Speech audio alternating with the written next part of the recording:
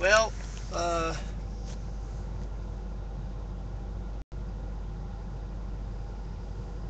sorry that this video is dark here. It's not that there's anything wrong.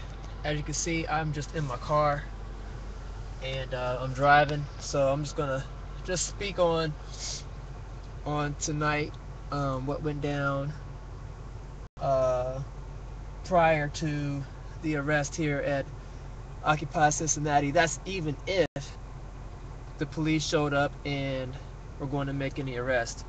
As you can see there's the time. It is 10:26, and I'm just gonna put the phone down, and I'm just gonna just talk on it. Um, and this is what I observed. Based off of what I saw, things it uh it seemed like it was organized, and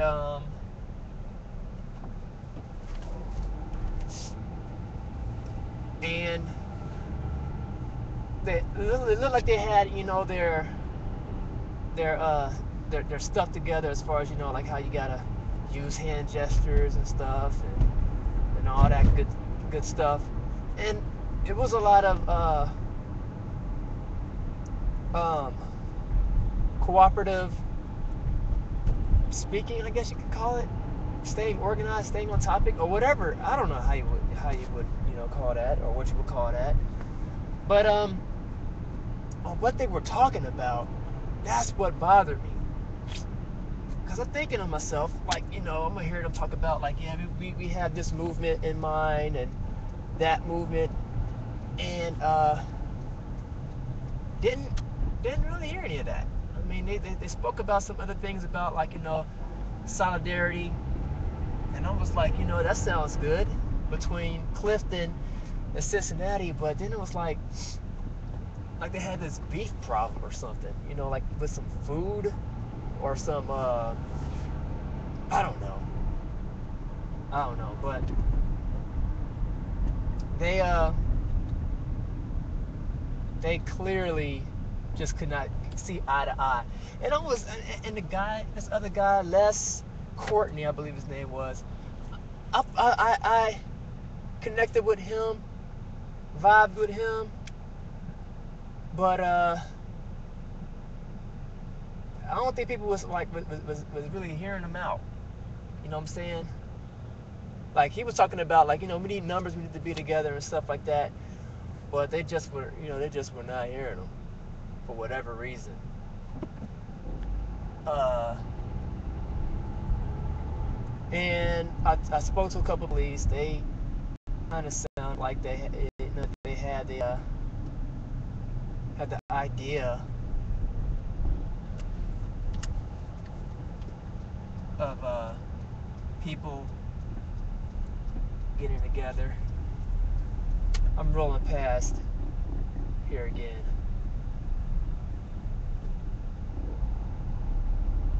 and they are waiting for the police to show up, and it's like the police are like 30 minutes late. And I don't know, maybe the police are just thinking to themselves, like, you know what? We're not going to waste any time. We're just going to let them sit there. It's not enough people. They're not causing a big enough disturbance. We'll just let them sit. I don't know. If that's what they're thinking, then it's like, okay, the Occupy movement here at the park was a joke.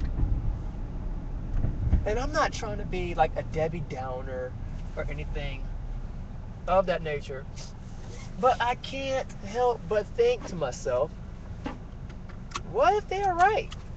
What if there isn't enough? I mean, you're breaking a law, but is it worth sending those people to jail over, to process them and stuff, and take up time? I mean, This stuff is so petty. I don't know. Nothing may happen. I mean, it just very well just vanished like vapor. Like it's 57 degrees out, and that's with um, humidity. And I'm not talking about heat. I'm talking about that wet humidity. That wetness that's out there, boy. No joke. So my car is finally heating up. I'm happy about that. But more on this whole Occupy thing.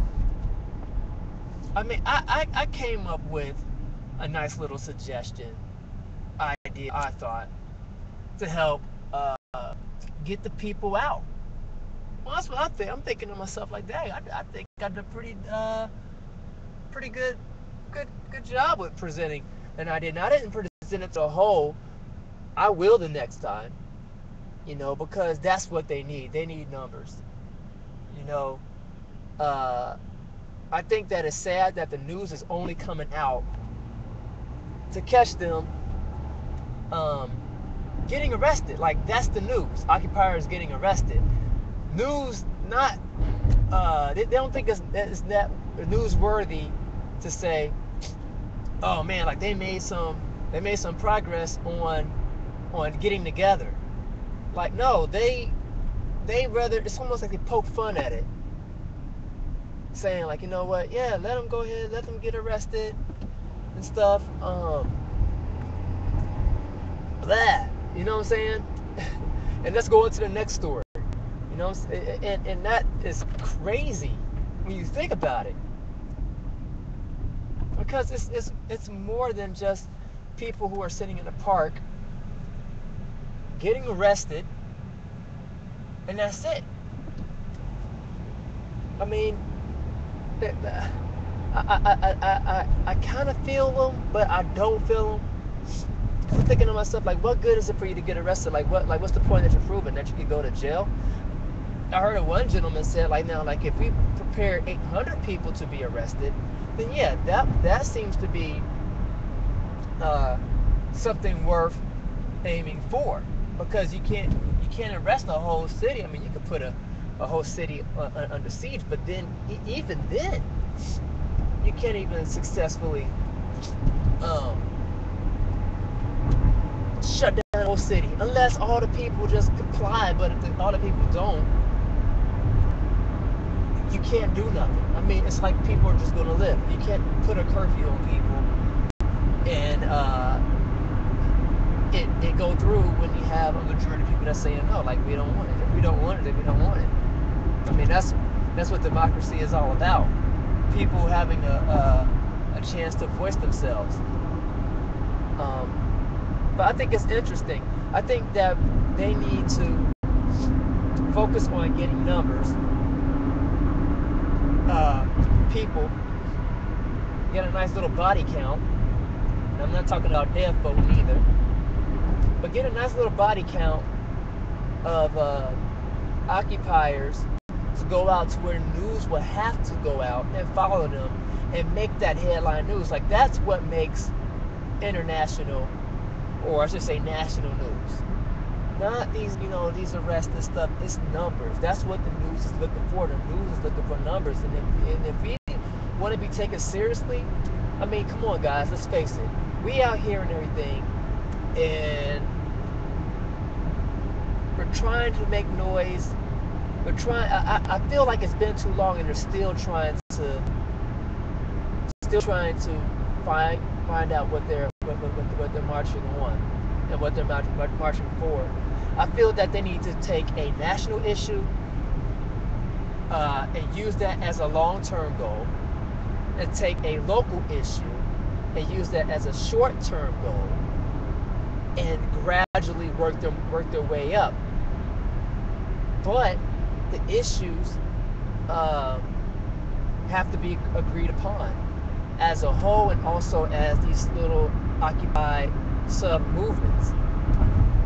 The problem that I saw tonight was a lack of unity. You had people who was from Clifton. You know, I'm representing Occupy Clifton. Then you have some people who I'm occupying Cincy. Then some people who I'm occupying UC, which is in Clifton. And it's like, okay, everybody's having these individual ideas. It's like, you know, like self-made Occupy leaders who go out with their own personal mental agenda, their own perspective of what they believe the Occupy Wall Street is all about, and what their Occupy movement is about. And then they try to bring it to this one big table, and it doesn't work. It seems also that there's not one leader, that there's multiple leaders, in which I'm all about, you know, leadership and stuff like that. But it has to be organized.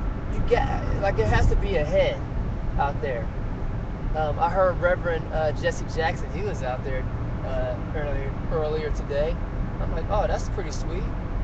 You know, he had a chance to be able to get up there and do his thing. You know what I'm saying? Do his little speech thing. That was cool.